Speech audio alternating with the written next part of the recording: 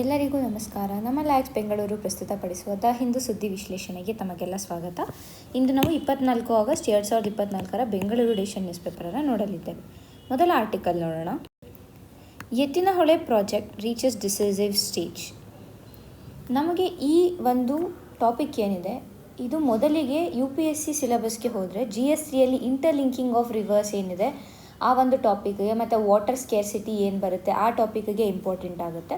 KPSCಗೆ ಬಂದರೆ ಎತ್ತಿನಹೊಳೆ ಪ್ರಾಜೆಕ್ಟ್ ನಮಗೆ ಇಂಪಾರ್ಟೆಂಟ್ ಆಗುತ್ತೆ ಅಂತ ನಾವು ಅದರಿಂದ ಈ ಒಂದು ಟಾಪಿಕನ್ನು ನಾನು ಇವತ್ತು ತೊಗೊಂಡಿದ್ದೀನಿ. ಸೊ ಮೊದಲಿಗೆ ಇಲ್ಲಿ ಎತ್ತಿನಹೊಳೆ ಪ್ರಾಜೆಕ್ಟ್ ಏನಿದೆ ಅದರ ಬಗ್ಗೆ ಸ್ವಲ್ಪ ತಿಳ್ಕೊಳ್ಳೋಣ. ಆಮೇಲೆ ಏನು ಈಗ ಒಂದು ಡಿಸಿಷನ್ ತೊಗೊಂಡಿದ್ದಾರೆ ಅದರ ಬಗ್ಗೆ ಕೂಡ ನಾವು ತಿಳ್ಕೊಳ್ಳೋಣ. ಈ ಎತ್ತಿನಹೊಳೆ ಪ್ರಾಜೆಕ್ಟ್ ಏನಿದೆ ಇದು ನೇತ್ರಾವತಿ ಮತ್ತು ನೇತ್ರಾವತಿ ನದಿಯ ಉಪನದಿಗಳು ಏನಿದೆ, ಅಂದರೆ ಈಗ ಎತ್ತಿನಹೊಳೆ ಇರ್ಬೋದು, ಕಾಡುಮನೆ ಹೊಳೆ ಇರ್ಬೋದು, ಕೇರಿ ಹೊಳೆ ಇರ್ಬೋದು, ಹೊಂಗದ ಹಳ್ಳ ಇರ್ಬೋದು, ಈ ಎಲ್ಲ ನದಿ ನೇತ್ರಾವತಿ ಉಪನದಿಗಳೇನಿದೆ ಈ ಒಂದು ನದಿಗಳ ನೀರನ್ನು ಕರ್ನಾಟಕದ ಈಸ್ಟರ್ನ್ ಸೈಡ್ ಅಂದರೆ ಪೂರ್ವ ಭಾಗದಲ್ಲಿರುವಂಥ ಚಿಕ್ಕಬಳ್ಳಾಪುರ ಇರ್ಬೋದು, ಕೋಲಾರ ಇರ್ಬೋದು, ಇಲ್ಲಿ ಏನು ವಾಟರ್ ಸ್ಕೇರ್ಸಿಟಿ ಇದೆ ಅಂದರೆ ನೀರಿನ ಅಭಾವ ಏನಲ್ಲಿ ಕಾಣ್ತಾ ಇದೆ ಅದನ್ನು ಪರಿಹರಿಸೋದಕ್ಕೋಸ್ಕರ ಈ ಒಂದು ನದಿಗಳ ನೀರನ್ನು ಇವೇನು ನೀರಿನ ಅಭಾವ ಇರುವಂತಹ ಜಿಲ್ಲೆಗಳಿವೆ ಅಲ್ಲಿಗೆ ತರುವಂತಹ ಒಂದು ಪ್ರಾಜೆಕ್ಟ್ ಈ ಎತ್ತಿನಹೊಳೆ ಪ್ರಾಜೆಕ್ಟ್ ಆಗಿದೆ ಅಂತ ನಾವು ಹೇಳ್ತೀವಿ. ಆದರೆ ಈ ಎತ್ತಿನಹೊಳೆ ಪ್ರಾಜೆಕ್ಟ್ಗೆ ಎನ್ವಿರಾನ್ಮೆಂಟಲಿಸ್ಟ್ಸ್ ಏನಿದ್ರು, ಅಂದರೆ ಈ ಪರಿಸರ ತಜ್ಞರೇನಿದ್ದಾರೆ ಅವರು ಈ ಒಂದು ಪ್ರಾಜೆಕ್ಟ್ಗೆ ಈ ಪ್ರಾಜೆಕ್ಟ್ ಏನು ನಡೀತಾ ಇದೆ ಅದು ತಪ್ಪು. ಏಕೆ ಅಂತಂದರೆ ಇದರಿಂದ ಹಲವಾರು ಎಕರೆಗಳಷ್ಟು ಫಾರೆಸ್ಟ್ ಏರಿಯಾ ಏನಿದೆ, ಕಾಡು ಪ್ರದೇಶ ಏನಿದೆ ಅದು ಹಾಳಾಗುತ್ತೆ. ಏಕೆ ಅಂತಂದರೆ ಈಗ ನಾವು ಕನ್ಸ್ಟ್ರಕ್ಷನ್ ಅಂತ ಹೋದರೆ ಅಲ್ಲಿ ನಾವು ಮರಗಳನ್ನು ಕಡಿಬೇಕಾಗುತ್ತೆ. ಸೊ ಆಗ ಕಾಡಿನ ಒಂದು ಜಾಗ ಏನಿದೆ ಅದು ನಷ್ಟ ಆಗುತ್ತೆ. ಇದರಿಂದ ಈಗಾಗಲೇ ಆಗ್ತಾ ಇರುವಂತಹ ಕ್ಲೈಮೇಟ್ ಚೇಂಜ್ ಇರ್ಬೋದು, ಇಲ್ಲ ಪೊಲ್ಯೂಷನ್ ಇರ್ಬೋದು, ಇಲ್ಲ ಲಾಸ್ ಆಫ್ ಬಯೋಡೈವರ್ಸಿಟಿ ಏನಾಗ್ತಾ ಇದೆ, ಈ ಎಲ್ಲ ಪ್ರಾಬ್ಲಮ್ಗಳು ಮತ್ತಷ್ಟು ಹೆಚ್ಚುತ್ತೆ. ಇದರ ಜೊತೆಗೆ ಈ ನೇತ್ರಾವತಿ ನದಿ ಏನಿದೆ ಇದು ಹಾಸನ ಡಿಸ್ಟ್ರಿಕ್ಟಿಗೆ ಬರುತ್ತೆ. ಸೊ ಹಾಸನ, ಸಕಲೇಶ್ಪುರ ಎಲ್ಲ ಬರೋದು ನಮ್ಮ ಪಶ್ಚಿಮ ಘಟ್ಟಗಳು ಏನಿದೆ ಅಂದರೆ ವೆಸ್ಟರ್ನ್ ಘಾಟ್ಸ್ ಏನಿದೆ, ಈ ಒಂದು ವೆಸ್ಟರ್ನ್ ಘಾಟ್ಸ್ ರೀಜನಲ್ಲಿ ಈ ಡಿಸ್ಟ್ರಿಕ್ಟ್ ಬರೋದ್ರಿಂದ ಈ ವೆಸ್ಟರ್ನ್ ಘಾಟ್ಸಲ್ಲಿ ಕನ್ಸ್ಟ್ರಕ್ಷನ್ ಪ್ರೋಗ್ರಾಮ್ಸ್ಗಳನ್ನು ನಾವು ಕೈಗೊಂಡ್ರೆ ಈಗಾಗಲೇ ಆಗ್ತಾ ಇರುವಂತಹ ಲ್ಯಾಂಡ್ಸ್ಲೈಡ್ಸ್ ಏನಿದೆ, ಈಗ ವಾಯನಾಡಲ್ಲಿ ನಾವು ಇತ್ತೀಚೆಗೆ ಏನು ನೋಡಿದ್ವಿ, ಭೂಕುಸಿತ ಆಯಿತು, ಲ್ಯಾಂಡ್ಸ್ಲೈಡ್ ಆಯಿತು, ಅದರಿಂದ ಎಷ್ಟು ನಷ್ಟ ಆಯಿತು ಅಂತ ಕೂಡ ನಾವು ನೋಡಿದ್ದೀವಿ. ಸೊ ಆ ರೀತಿಯ ಒಂದು ನಷ್ಟವನ್ನು ನಾವು ಕಡಿಮೆಗೊಳಿಸಬೇಕು, ಇಲ್ಲ ಕಡಿತಗೊಳಿಸಬೇಕು ಅಂತಂದರೆ ಈ ಪ್ರಾಜೆಕ್ಟನ್ನು ಮಾಡಬಾರ್ದು ಅಂತ ಪರಿಸರ ತಜ್ಞರು ಹೇಳ್ತಾ ಇದ್ದಾರೆ. ಈ ವೆಸ್ಟರ್ನ್ ಘಾಟ್ಸ್ ಅಂತ ಬಂದಿದ ತಕ್ಷಣ ನಮಗೆ 2 ರಿಪೋರ್ಟ್ಗಳು ಬರುತ್ತೆ. ಒಂದು ಮಾಧವ್ ಗಾಡ್ಗಿಲ್ ರಿಪೋರ್ಟು, ಇನ್ನೊಂದು ಕಸ್ತೂರಿ ರಂಗನ್ ರಿಪೋರ್ಟ್. ಸೊ ನೀವು ಎಕ್ಸಾಮ್ ಪಾಯಿಂಟ್ ಆಫ್ ವ್ಯೂಲಿ ಈ 2 ರಿಪೋರ್ಟ್ಗಳು ಏನು ಹೇಳುತ್ತೆ ಅನ್ನೋದನ್ನು ಸ್ವಲ್ಪ ಗಮನಿಸಬೇಕಾಗುತ್ತೆ. ಯಾಕೆಂದರೆ ಈಗ ಕೇರಳದಲ್ಲಿ ಲ್ಯಾಂಡ್ಸ್ಲೈಡ್ ಆಗಿದೆ ಮತ್ತು ಈ ಪ್ರಾಜೆಕ್ಟ್ ನ್ಯೂಸಲ್ಲಿ ಇರೋದ್ರಿಂದ ಪಶ್ಚಿಮ ಘಟ್ಟಗಳು ಪ್ಲಸ್ ಇದೆಲ್ಲರ ಜೊತೆ ಪಶ್ಚಿಮ ಘಟ್ಟಗಳು ಕ್ಲೈಮೇಟ್ ಚೇಂಜ್ಗೆ ವಲ್ನರಬಲ್ ಆಗಿದೆ. ಅಂದರೆ ಕ್ಲೈಮೇಟ್ ಚೇಂಜಿಂದ ಅವುಗಳ ಮೇಲೆ ಬಹಳ ಹೆಚ್ಚಿನ ಒಂದು ರೀತಿಯಲ್ಲಿ ಪ್ರಮಾಣದಲ್ಲಿ ಒಂದು ಪರಿಣಾಮ ಬೀಳ್ತಾ ಇದೆ ಅನ್ನೋ ಒಂದು ನಿಟ್ಟಿನಲ್ಲಿ ಈ ಒಂದು ವೆಸ್ಟರ್ನ್ ಘಾಟ್ಸ್ ರೀಜನ್ ಏನಿದೆ ಅದು ಬಹಳ ಮುಖ್ಯ ಆಗುತ್ತೆ. ಸೊ ನೀವು ಈ 2 ರಿಪೋರ್ಟ್ಗಳನ್ನು ಈಗಾಗಲೇ ಹಿಂದಿನ ವೀಡಿಯೋಸ್ಗಳಲ್ಲಿ ಡಿಸ್ಕಸ್ ಕೂಡ ಮಾಡಲಾಗಿದೆ. ಆ ವಿಡಿಯೋಸ್ಗಳಲ್ಲಿ ಹೋಗಿ ನೋಡ್ಬೋದು, ಇಲ್ಲ ಅಂತಂದರೆ ಗೂಗಲ್ ಮಾಡಿ ಕೂಡ ನೀವು ಇವುಗಳ ಬಗ್ಗೆ ಸ್ವಲ್ಪ ಮಾಹಿತಿಯನ್ನು ಕಲೆ ಹಾಕ್ಕೋಬೇಕಾಗುತ್ತೆ. ಇದು ಪರಿಸರ ಸ್ನೇಹಿಗಳ ಅಥವಾ ಪರಿಸರ ತಜ್ಞರ ಮೊದಲ ಕನ್ಸರ್ನ್ ಆದರೆ, ಮತ್ತು ಎರಡನೇ ಕನ್ಸರ್ನ್ ಏನು ಅಂತ ಅಂದರೆ ಈ ಒಂದು ಪ್ರಾಜೆಕ್ಟ್ ಏನಿದೆ ಇದರ ಕಾಸ್ಟ್, ಇದರ ಫೈನಾನ್ಷಿಯಲ್ಸ್ ರಿಸೋರ್ಸಸ್ ಏನಿದೆ ಇದಕ್ಕೆ ಬಳಸ್ತಾ ಇರೋದು ಅದು ಬಹಳನೇ ಹೆಚ್ಚಿದೆ.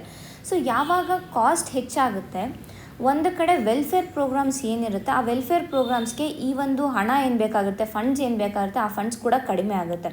ಈ ಪ್ರಾಜೆಕ್ಟು ಕೂಡ ಜನರ ವೆಲ್ಫೇರ್ಗೆ, ಏಕೆ ಅಂತಂದರೆ ಈ ಒಂದು ರೀಜನ್ ಏನಿದೆ, ಈ ನಮ್ಮ ಪೂರ್ವಾತ್ಯ ಜಿಲ್ಲೆಗಳು ಏನಿದ್ದಾವೆ ಅಂದರೆ ಈಗ ಕೋಲಾರ, ಚಿಕ್ಕಬಳ್ಳಾಪುರ, ತುಮಕೂರು, ಚಿತ್ರದುರ್ಗ, ಸೊ ಈ ಒಂದು ರೀಜನ್ಸ್ ಏನಿದೆ ಇಲ್ಲಿ ಮಳೆಯ ಪ್ರಮಾಣ ಏನಿದೆ ಅದು ಬಹಳ ಕಡಿಮೆ ಇದೆ.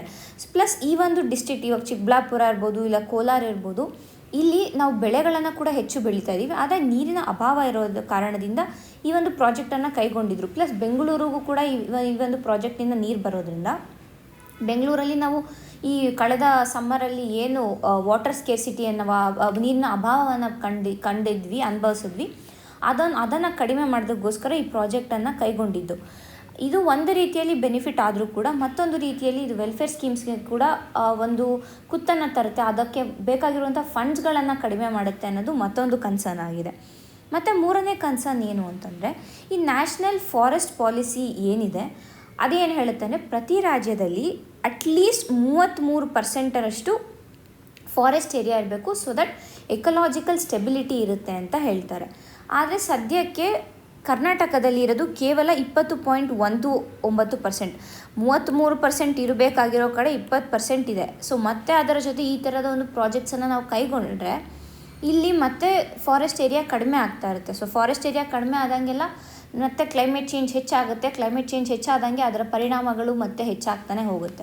ಸೊ ಈ ಒಂದು ನಿಟ್ಟಿನಲ್ಲಿ ಈ ಪ್ರಾಜೆಕ್ಟನ್ನು ಎನ್ವಿರಾನ್ಮೆಂಟಲಿಸ್ಟ್ ಅಪೋಸ್ ಮಾಡಿದರು. ಆದರೆ ಇದು 2014 ಸ್ಟಾರ್ಟ್ ಆಗಿದ್ದ ಫಸ್ಟ್ ಸ್ಟೇಜ್ ಏನಿದೆ ಅದು ಈಗ ಕಂಪ್ಲೀಟ್ ಆಗಿದೆ ಅಂತ ನಮ್ಮ ಡೆಪ್ಯೂಟಿ ಚೀಫ್ ಮಿನಿಸ್ಟರ್ ಏನಿದ್ದಾರೆ ಅವರು ಅನೌನ್ಸ್ ಮಾಡಿದ್ದಾರೆ. ಸೊ ಈ ಒಂದು ಪ್ರಾಜೆಕ್ಟ್ ಏನಿದೆ ಇದು ಮತ್ತೆ ಕಂಟಿನ್ಯೂ ಆಗುತ್ತೆ ಅಂತಲೇ ನಾವು ಹೇಳ್ಬೋದು.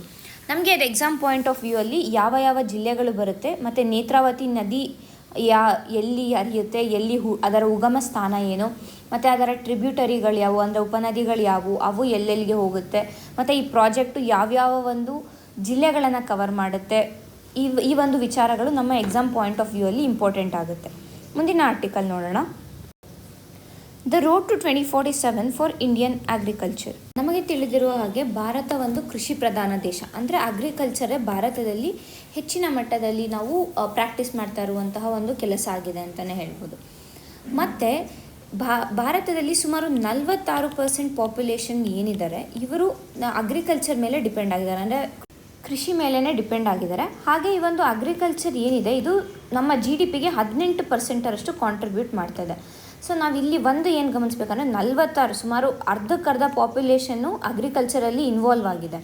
ಆದರೆ ಅದರಿಂದ ಬರ್ತಾ ಇರೋ ಔಟ್ಪುಟ್ ಎಷ್ಟು, ಕೇವಲ 18% ಅಷ್ಟೇ GDPಗೆ ಕಾಂಟ್ರಿಬ್ಯೂಟ್ ಮಾಡ್ತಾ ಇರೋದು. ಸೊ ಇದರಿಂದ ನಮಗೆ ಅಗ್ರಿಕಲ್ಚರಲ್ಲಿರೋ ಪ್ರಾಬ್ಲಮ್ ಗೊತ್ತಾಗುತ್ತೆ. ಮೊದಲಿಗೆ ಅದು ಡಿಸ್ಗೈಸ್ಡ್ ಅನ್ಎಂಪ್ಲಾಯ್ಮೆಂಟ್ ಅಂತ ಅಂದರೆ ಈಗ ಒಬ್ಬರು ಮಾಡ್ತಾ ಇರೋ ಕೆಲಸನ 4 ಜನ ಮಾಡ್ತಾ ಇದ್ದಾರೆ ಅಗ್ರಿಕಲ್ಚರಲ್ಲಿ. So this is called as disguised unemployment ಅಂತ ನಾವು ಇದನ್ನ ಕರಿತೀವಿ. ಇದು ಮೊದಲನೇ ಪ್ರಾಬ್ಲಮ್ ಆಗುತ್ತೆ. ಹಾಗೆ ಎರಡನೇದು ಏನು ಅಂತ ಅಂದರೆ ಈ ಒಂದು ನಮ್ಮ ಸರ್ಕಾರ ಏನು ಪ್ರಣಾಳಿಯನ್ನು ತೊಟ್ಟಿದೆ ಇದೇನು ಅಂತಂದರೆ 2047 ನಾವು ಅಗ್ರಿಕಲ್ಚರ್ ಏನಿದೆ ಇದನ್ನು ಬಹಳಷ್ಟು ಇಂಪ್ರೂವ್ ಮಾಡ್ತೀವಿ. ಅಂದರೆ ಲೇಟೆಸ್ಟ್ ಸೈಂಟಿಫಿಕ್ ಟೆಕ್ನಾಲಜಿ ಏನಿದೆ ಅವುಗಳನ್ನು ಅಳವಡಿಸ್ತೀವಿ.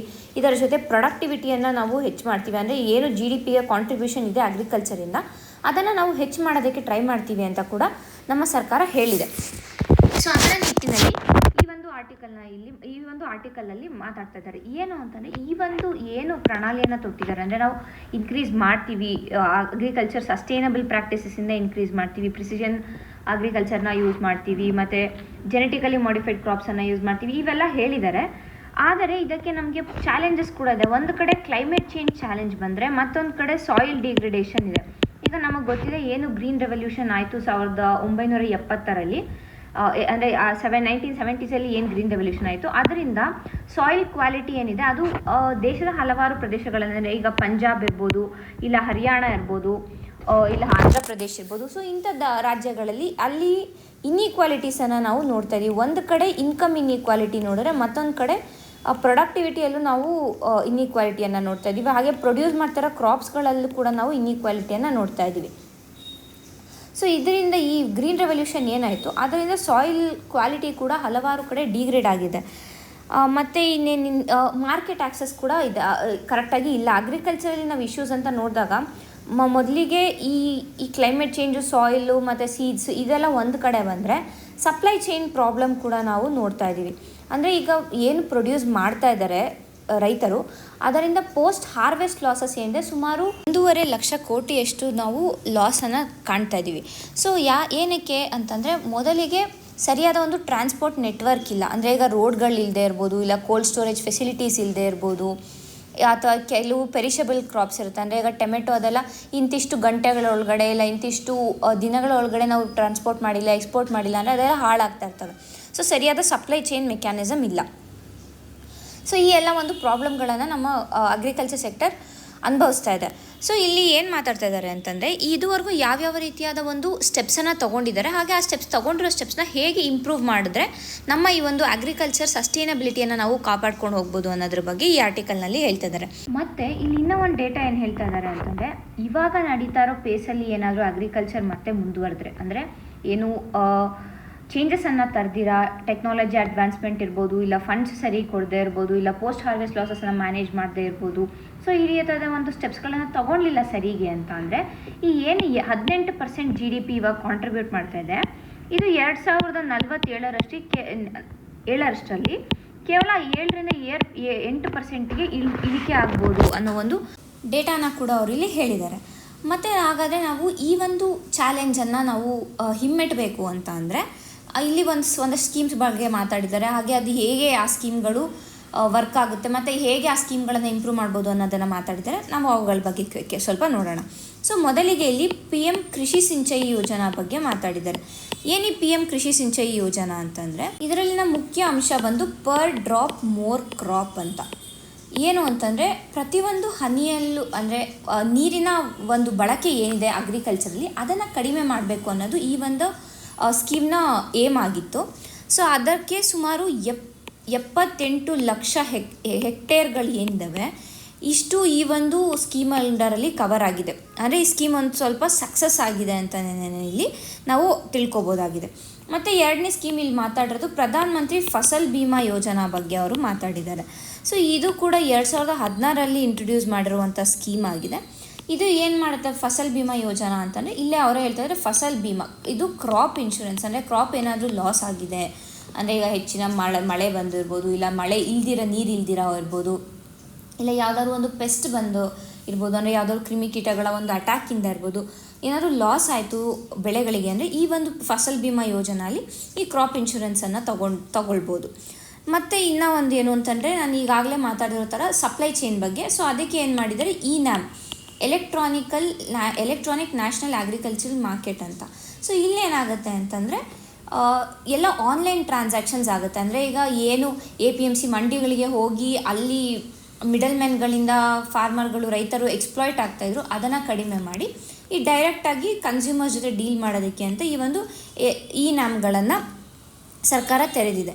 ಸೊ ಇದರಲ್ಲೂ ಕೂಡ ಸುಮಾರು 1.7 ಮಿಲಿಯನ್ ರೈತರು ಇದರಿಂದ ಕೂಡ ಬೆನಿಫಿಟ್ ಆಗಿದ್ದಾರೆ.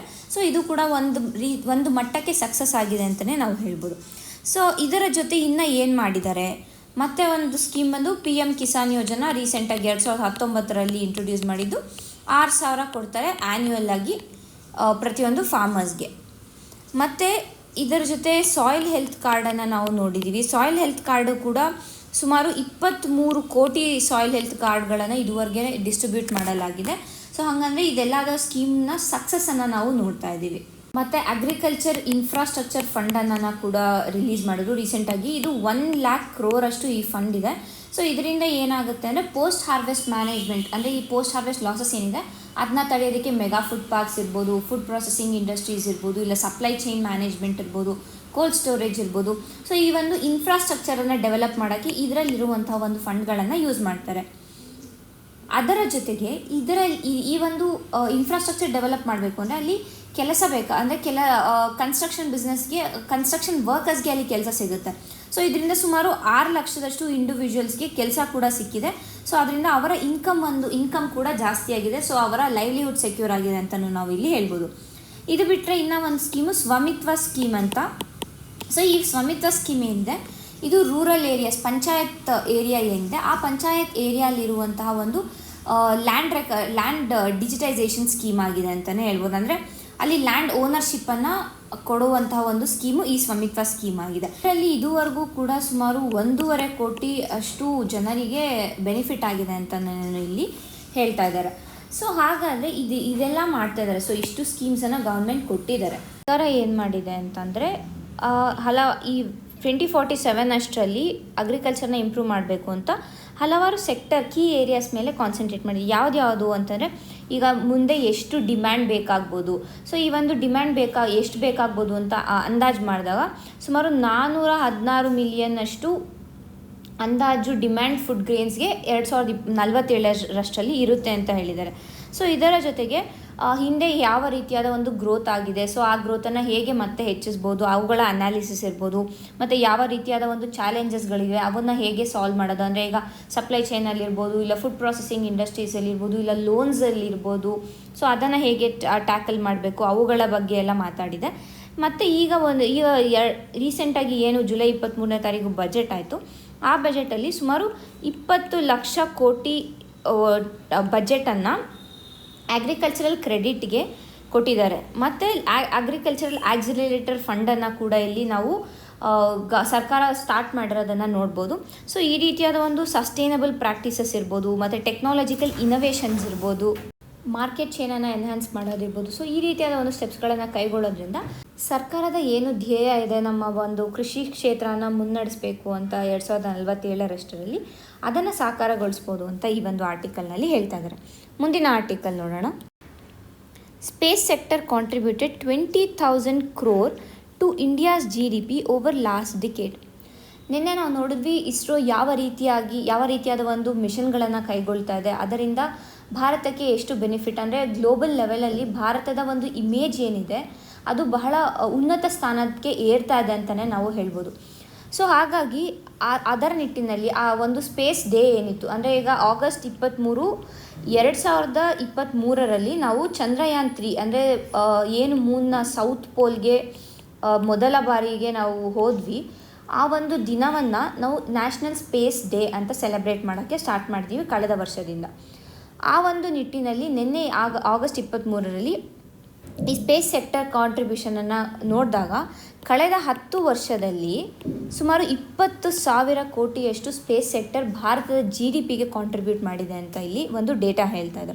ಅಷ್ಟೇ ಅಲ್ಲದಿರನೇ ಡೈರೆಕ್ಟಾಗೇ ಸುಮಾರು 96,000 ಜಾಬ್ಗಳನ್ನು ಈ ಒಂದು ಸ್ಪೇಸ್ ಸೆಕ್ಟರ್ ನೀಡಿದೆ ಅಂತ ಕೂಡ ಇಲ್ಲಿ ಹೇಳ್ತಾ ಇದ್ದಾರೆ. ಸೊ ಹಾಗಾಗಿ ಇನ್ನು ಹೆಚ್ಚಿನ ಮಟ್ಟದಲ್ಲಿ ಈ ಒಂದು ಸ್ಪೇಸ್ ಸೆಕ್ಟರನ್ನು ಡೆವಲಪ್ ಮಾಡಬೇಕು. ಹಾಗಾದರೆ ಏನು ಆಪರ್ಚುನಿಟೀಸ್ ಇದೆ ಅದನ್ನು ಡೆವಲಪ್ ಮಾಡೋದಕ್ಕೆ ಅಂತಂದರೆ, ಮೊದಲಾಗಿ ಸೈಂಟಿಫಿಕ್ ನಾಲೆಡ್ಜ್, ಅಡ್ವಾನ್ಸಿಂಗ್ ಸೈಂಟಿಫಿಕ್ ನಾಲೆಡ್ಜಿಂದ, ಅಂದರೆ ಈಗ ನಮಗೆ ಗೊತ್ತಿದೆ ಹೇಗೆ ಭಾರತದಲ್ಲಿರುವಂಥ ಒಂದು ಸೈನ್ಸ್ನ, ಅಂದರೆ ಸೈಂಟಿಫಿಕ್ ಎಜುಕೇಷನ್ ಏನಿದೆ ಅದು ಬೆಳೀತಾ ಇದೆ ಅಂತಲೇ ಹೇಳ್ಬೋದು. ಅಂದರೆ ಈಗ ಇಂಟರ್ನ್ಯಾಷನಲ್ ಕೊಲಾಬ್ರೇಷನ್ಸ್, ಬೇರೆ ದೇಶದ ಇವಾಗ ನಾಸಾ ಜೊತೆ ಟೈಅಪ್ ಆಗಿ ಇಸ್ರೋ ನಿಸಾರನ್ನು ಬಿಡುಗಡೆ ಮಾಡ್ತಾ ಇದೆ. ಸೊ ಈ ರೀತಿಯಾದ ಒಂದು ಟೆಕ್ನಾಲಜಿಕಲ್ ಟೈಅಪ್ಸಿಂದ ಇರ್ಬೋದು, ಇಲ್ಲ ಈಗ IIT IISc ಕೂಡ ಬೇರೆ ಒಂದು ಇಂಟರ್ನ್ಯಾಷನಲ್ ಇನ್ಸ್ಟಿಟ್ಯೂಷನ್ಸ್ ಜೊತೆಗೆ ಟೈಅಪ್ ಆಗ್ತದೆ. ಸೊ ಯಾವಾಗ ಇಂಟರ್ನ್ಯಾಷನಲ್ ಇನ್ಸ್ಟಿಟ್ಯೂಷನ್ಸ್ ಜೊತೆ ಟೈಅಪ್ ಆಗುತ್ತೆ, ನಮ್ಮ ಎಜುಕೇಷನ್ ಕ್ವಾಲಿಟಿ ಏನಿದೆ ಆ ಕ್ವಾಲಿಟಿ ಇನ್ಕ್ರೀಸ್ ಆಗುತ್ತೆ. ಸೊ ಕ್ವಾಲಿಟಿ ಇನ್ಕ್ರೀಸ್ ಆದಾಗ ನಮಗೆ ಸೈಂಟಿಫಿಕ್ ನಾಲೆಡ್ಜ್, ಈಗ ಬೇರೆ ದೇಶಗಳು ಭಾರತಕ್ಕಿಂತ ಮುನ್ನಡೆಯನ್ನು ಸಾಗಿಸ್ತಾ ಇರೋದನ್ನ ನಾವು ನೋಡಿದ್ದೀವಿ ಈಗಾಗಲೇ ಸ್ಪೇಸ್ ಸೆಕ್ಟ್ರಲ್ಲಿ. ಸೊ ಆ ಒಂದು ನಾಲೆಡ್ಜನ್ನು ನಮ್ಮ ಸ್ಟೂಡೆಂಟ್ಸ್ಗಳಿಗೆ ಕೂಡ ಇಲ್ಲಿ ಸಿಗುತ್ತೆ ಅಂತ ಹೇಳ್ಬೋದು. ಸೊ ಇದರಿಂದ ಎಲ್ಲ ಫೀಲ್ಡ್ಸ್, ಬರೀ ಸ್ಪೇಸ್ ಅಂತಲೇ ಅಲ್ಲ, ಸೈನ್ಸ್ ಸೆಕ್ಟರಲ್ಲೇನೇ ಈ ಸೈಂಟಿಫಿಕ್ ನಾಲೆಡ್ಜ್ ಏನಿದೆ, ಅಂದರೆ ಈಗ ಬಯಾಲಜಿ ಇರ್ಬೋದು, ಆಸ್ಟ್ರಾನಮಿ ಇರ್ಬೋದು, ಫಿಸಿಕ್ಸ್ ಇರ್ಬೋದು, ಸೊ ಈ ರೀತಿಯಾದ ಒಂದು ಬೇರೆಯ ಸೈಂಟಿಫಿಕ್ ಸ್ಟ್ರೀಮ್ಸ್ ಏನಿದೆ ಅವುಗಳ ಒಂದು ಏಳಿಗೆಯನ್ನು ಕೂಡ ನಾವು ನೋಡ್ಬೋದಾಗುತ್ತೆ. ಮತ್ತು ಇದರ ಜೊತೆಗೆ ಈಗಾಗಲೇ ನಾನು ಹೇಳಿರೋ ಥರ ನೇಷನ್ಸ್ ಪ್ರೆಸ್ಟೀಜ್, ಭಾರತದ ಒಂದು ಸ್ಥಾನ ಏನಿದೆ ಗ್ಲೋಬಲ್ ಲೆವೆಲಲ್ಲಿ ಅದು ಕೂಡ ಉನ್ನತ ಮಟ್ಟಕ್ಕೆ ಏರಿಕೆ ಆಗುತ್ತೆ. ಈಗಾಗಲೇ ಭಾರತ ಕಲ್ಚರಲ್ ಆಸ್ಪೆಕ್ಟಲ್ಲಿ ಉನ್ನತ ಮಟ್ಟಕ್ಕೆ ಏರಿದೆ. ಅಷ್ಟೇ ಅಲ್ಲದೆ ಅದರ ಒಂದು ಡಿಪ್ಲೊಮ್ಯಾಟಿಕ್ ರಿಲೇಷನ್ಸಿಂದ ಕೂಡ ನಾವು ಭಾರತದ ಸ್ಥಾನವನ್ನು ವಾಯ್ಸ್ ಆಫ್ ಗ್ಲೋಬಲ್ ಸೌತ್ ಆಗ್ತಾ ಇರೋದನ್ನ ನಾವು ನೋಡ್ತಾ ಇದ್ದೀವಿ. ಸೊ ಅದರ ಜೊತೆ ಸ್ಪೇಸ್ ಸೆಕ್ಟರ್ ಕೂಡ ಕಾಂಟ್ರಿಬ್ಯೂಟ್ ಮಾಡಿದರೆ ಒಂದು ಒಳ್ಳೆಯ ಲೀಡರ್ಶಿಪ್ಪನ್ನು ಭಾರತ ಈ ಸೌತ್ ಕೋಆಪ್ರೇಷನ್ ಏನಿದೆ ಅದರಲ್ಲಿ ಭಾರತ ಇನ್ನು ಮತ್ತಷ್ಟು ಹೆಚ್ಚಿನ ಒಂದು ಸಾಧನೆಯನ್ನು ಮಾಡ್ಬೋದು ಅಂತ ಇಲ್ಲಿ ನಾವು ಹೇಳ್ಬೋದಾಗುತ್ತೆ. ಅಷ್ಟೇ ಅಲ್ಲದೆ ಗ್ಲೋಬಲ್ ಕೋಆಪ್ರೇಷನ್ ಮತ್ತು ಪೀಸ್, ಈಗ ನಾವು ನಾಸಾ ಜೊತೆ ಟೈಅಪ್ ಆಗಿದ್ದೀವಿ. ಸೊ ಇದರಿಂದ ಒಂದು ಬೈಲ್ಯಾಟ್ರಲ್ ರಿಲೇಷನ್ಸ್ ಕೂಡ ಎನ್ಹ್ಯಾನ್ಸ್ ಆಗುತ್ತೆ ಅಂತ ನಾವು ಇಲ್ಲಿ ಹೇಳ್ಬೋದು. ಮತ್ತು ಚಾಲೆಂಜಸ್ ಏನು, ಈ ಒಂದು ಸ್ಪೇಸ್ ಸೆಕ್ಟರ್ ಡೆವಲಪ್ ಆದಂಗೆನೇ ಚಾಲೆಂಜಸ್ ಏನಿದೆ ಅಂತ ಅಂದರೆ, ಒಂದು ಸ್ಪೇಸ್ ಡೆಬ್ರಿಸ್. ಈಗ ನಾವು ಹಲವಾರು ಸ್ಯಾಟಲೈಟ್ಸ್ಗಳನ್ನು, ಉಪಗ್ರಹಗಳನ್ನು ಉಡಾವಣೆ ಮಾಡ್ತಾ ಇದ್ದೀವಿ. ಸೊ ಆ ಸ್ಯಾಟಲೈಟ್ಸ್ಗಳ ಟೈಮ್ ಆದಮೇಲೆ ಅವು ಬಾಹ್ಯಾಕಾಶದಲ್ಲೇ ಸುತ್ತಾಡ್ತಾ ಇರ್ತವೆ. ಸೊ ಈಗ ಅವು ವೇಸ್ಟ್ ಅಂತ ಆಗುತ್ತೆ. ಸೊ ಆ ವೇಸ್ಟನ್ನು ನಾವು ತೆಗಿಬೇಕಾಗುತ್ತೆ ಅಲ್ಲಿಂದ. ಇಲ್ಲ ಅಂತಂದರೆ ಏನಾಗುತ್ತೆ ಅಂತಂದರೆ ಅಲ್ಲೇ, ಅಂದರೆ ಈಗ ಇದೊಂದು ಸ್ಯಾಟಲೈಟ್ ಇದೆ. ಸೊ ಮೊದಲು ಬರೀ 3-4 ಇರ್ತಾಯಿದ್ದು, ಇವಾಗೆಲ್ಲ ಜಾಸ್ತಿ ಆಗ್ತಾಯಿದೆ. ಅಂದರೆ ಇವುಗಳ ಮಧ್ಯೆ ಘರ್ಷಣೆ ಆಗಿ ಆ ಬೇರೆ ಸ್ಯಾಟಲೈಟ್ಗಳು ಹಾರ್ಮ್ ಆಗುವಂಥ ಚಾನ್ಸಸ್ ಇರುತ್ತೆ. ಸೊ ಹಾಗಾಗಿ ಸ್ಪೇಸ್ ಡೆಬ್ರಿಸ್ ಏನಿದೆ ಇದು ಒಂದು ಇಶ್ಯೂ ಆಗಿ ಕಾಣ್ತಾ ಇದೆ. ಇದಕ್ಕಾಗಿ ಇಸ್ರೋ ನೇತ್ರ ಅನ್ನೋ ಪ್ರಾಜೆಕ್ಟನ್ನು ಕೂಡ ಒಂದು ರಿಲೀಸ್ ಮಾಡಿದೆ. ಅಂದರೆ ಈ ಸ್ಪೇಸ್ ಡೆಬ್ರಿಸ್ ಏನಿದೆ ಇವುಗಳನ್ನು ಕಡಿಮೆಗೊಳಿಸಲು ಭಾರತದ ಒಂದು ಪ್ರೋಗ್ರಾಮ್ ಏನಿದೆ ಅದು ಬಂದು ನೇತ್ರ ಆಗಿದೆ. ಮತ್ತು ಇನ್ನೇನಿದೆ, ರೆಗ್ಯುಲೇಟರಿ ಎಕೋಸಿಸ್ಟಮ್ ಫಾರ್ ಸ್ಟಾರ್ಟಪ್ಸ್. ಅಂದರೆ ಈಗ ಸ್ಪೇಸ್ ಸೆಕ್ಟರಲ್ಲಿ ಹೆಚ್ಚಿನದಾದ ಒಂದು ಸ್ಟಾರ್ಟಪ್ಸ್ಗಳು ಬರುವಂತಹ ಎಲ್ಲ ಸಾಧ್ಯತೆಗಳಿವೆ. ಆದರೆ ಅದಕ್ಕೆ ಬೇಕಾಗಿರುವಂಥ ಸರಿಯಾದ ಗೈಡ್ಲೈನ್ಸ್ ಇರ್ಬೋದು, ಪಾಲಿಸಿ ಫ್ರೇಮ್ವರ್ಕ್ ಇರ್ಬೋದು, ಇವುಗಳ ಕೊರತೆಯಿಂದ ಅಷ್ಟಾಗಿ ಸ್ಪೇಸ್ ಸೆಕ್ಟರಲ್ಲಿ ಸ್ಟಾರ್ಟಪ್ಸ್ಗಳು ಬರದೇ ಇರೋದನ್ನ ನಾವು ನೋಡ್ತಾ ಇದ್ದೀವಿ. ಇದರ ಜೊತೆ ಏನಾಗುತ್ತೆ, ನಾವು ಸ್ಪೇಸ್ ಟೆಕ್ನಾಲಜಿ ಬೆಳೆದಂತೆ ಸೈಬರ್ ಅಟ್ಯಾಕ್ಸ್ ಆಗುವಂತಹ ಚಾನ್ಸಸ್ಗಳಿದೆ. ಹಾಗೆ ಭಾರತ ಇದಕ್ಕೆ ಹೆಚ್ಚಿನದಾಗಿ ವಲ್ನರಬಲ್ ಆಗಿದೆ. ಈಗ ಯಾಕೆಂದರೆ ಈಗಾಗಲೇ ನಾವು ನ್ಯೂಕ್ಲಿಯರ್ ರಿಯಾಕ್ಟರ್ ಕೂಡಂಕುಲಂ ನ್ಯೂಕ್ಲಿಯರ್ ರಿಯಾಕ್ಟರ್ ಮೇಲೆ ಆಗಿರುವಂಥ ಸೈಬರ್ ಅಟ್ಯಾಕ್ ನೋಡಿದ್ದೀವಿ. ಸೊ ಅಂಥದ್ದೇ ಸೈಬರ್ ಅಟ್ಯಾಕ್ ನಮ್ಮ ಸ್ಪೇಸ್ ಸೆಕ್ಟರ್ಗಾದರೆ ನಾವು ಇದುವರೆಗೂ ಉಡಾವಣೆ ಮಾಡಿರುವಂತಹ ಸ್ಯಾಟಲೈಟ್ಸ್ ಉಪಗ್ರಹಗಳೇನಿವೆ ಅವುಗಳ ಮೇಲೆ ಕೂಡ ಪ್ರಭಾವ ಬೀರುತ್ತೆ. ನಮ್ಮ ಓವರಾಲ್ ಕಂಟ್ರಿಯ ಒಂದು ಇಂಟರ್ನಲ್ ಸೆಕ್ಯೂರಿಟಿ ಏನಿದೆ ಅದೂ ಕೂಡ ಹಾರ್ಮ್ ಆಗುತ್ತೆ ಅಂತ ಇಲ್ಲಿ ಅದು ಒಂದು ಚಾಲೆಂಜ್ ಆಗಿ ನಾವು ನೋಡ್ಬೋದಾಗುತ್ತೆ. ಮತ್ತು ಭಾರತದ ಸ್ಪೇಸ್ ಸೆಕ್ಟರ್ ಏನಿದೆ ಅದು ಗ್ಲೋಬಲ್ ಎಕಾನಮಿಲಿ ಕೇವಲ 2% ಮಾತ್ರನೇ ಕಾಂಟ್ರಿಬ್ಯೂಟ್ ಮಾಡ್ತಾ ಇದೆ. ಸೊ ಇದು ಕೂಡ ಒಂದು ಅಂದರೆ ಬಹಳ ಕಡಿಮೆ. ಭಾರತದ ಒಂದು ಸ್ಥಾನ ಏನಿದೆ ಆ ಸ್ಥಾನಕ್ಕೆ ಹೋಲಿಸಿದರೆ ಈ ಒಂದು ಕಾಂಟ್ರಿಬ್ಯೂಷನ್ ಏನಿದೆ ಅದು ಬಹಳನೇ ಕಡಿಮೆ ಅಂತ ಹೇಳ್ಬೋದು. ಸೊ ಹಾಗಾಗಿ ಮತ್ತಷ್ಟು ಸ್ಪೇಸ್ ಸೆಕ್ಟರ್ನ ಬೂಸ್ಟ್ ಮಾಡೋದಕ್ಕೆ ಸ್ಕೀಮ್ಸ್ಗಳಿರ್ಬೋದು, ಇಲ್ಲ ಪಾರ್ಟಿಸಿಪೇಷನ್ ಇರ್ಬೋದು, ಈ ರೀತಿಯಾದ ಒಂದು ಸ್ಟೆಪ್ಸ್ಗಳನ್ನು ತೊಗೋಬೇಕಾಗತ್ತೆ. ಇನ್ನು ನಮ್ಮ ಟೆಕ್ನಾಲಜಿ ಏನಿದೆ ಅಷ್ಟಾಗಿ ಡೆವಲಪ್ ಆಗಿಲ್ಲ.